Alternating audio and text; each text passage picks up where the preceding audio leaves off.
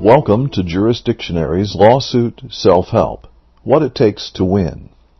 Want to know how good lawyers win their cases and why bad lawyers lose? This introduction to our famous Jurisdictionary lawsuit course will explain and get you started on the road to winning lawsuits. Good lawyers know the key to winning, while bad lawyers and amateur lawyers fumble around in the dark, unable to unlock their case, unable to open the door to control the court. The key to winning is simple, actually. All that's needed is to know a few basic tactics and how to carry them through to control the court. Firstly, all winnable cases are based on valid claims. That's the bedrock of our legal system. It may be loss resulting from breach of contract, fraud or trickery, medical malpractice, or a criminal act. If the plaintiff's case isn't based on at least one valid claim, then fancy tricks and clever arguments will do little good. He has no claim to win. The defendant's job, then, is to prove the plaintiff has no claim and get the case dismissed. If the plaintiff has a winnable case, based on at least one valid claim, then he must prove his claim with admissible evidence. The defendant's job is to show the plaintiff cannot prove the essential facts that support his claim. Sounds simple? It is. Maybe not as easy as a 1-inch putt, but simple once you understand what we teach. Just remember, every winnable case is based on at least one valid claim. In order to win with a valid claim, the plaintiff must do two things. First, allege the essential facts of his case, and second, prove those alleged facts with admissible evidence. The plaintiff alleges his essential facts with his complaint. If the defendant cannot get the case dismissed by moving to strike or dismiss it, then the defendant files an answer and affirmative defenses. The defendant's job now is to show the plaintiff does not have the greater weight of evidence. His job is to show that he, and not the plaintiff, has more evidence in defense of the claim.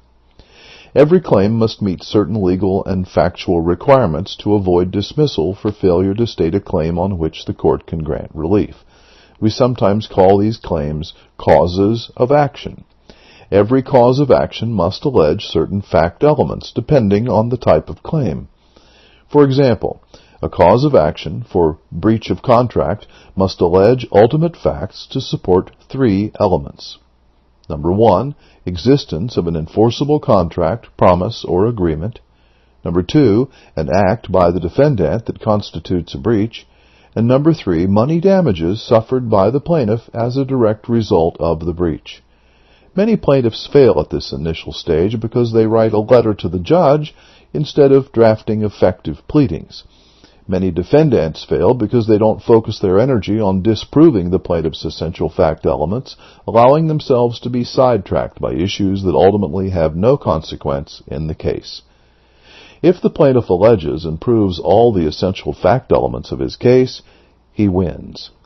If the defendant shows the plaintiff has not alleged all essential fact elements, or that the plaintiff cannot prove all essential fact elements he alleged, then the defendant wins.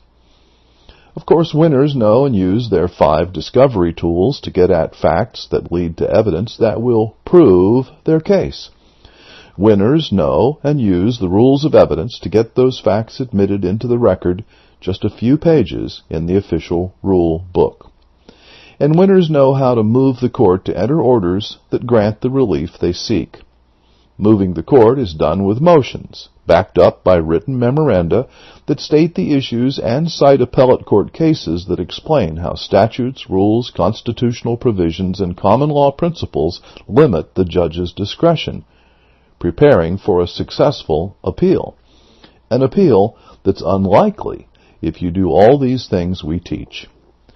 When the court sees you've done your homework, cited controlling appellate decisions, and presented your case with the greater weight of admissible evidence, you win. Failure to do any of these things results in failure. Do all of these things the way we teach, however, and you maximize your chance of winning 10,000-fold. To learn more, visit us at jurisdictionary.com.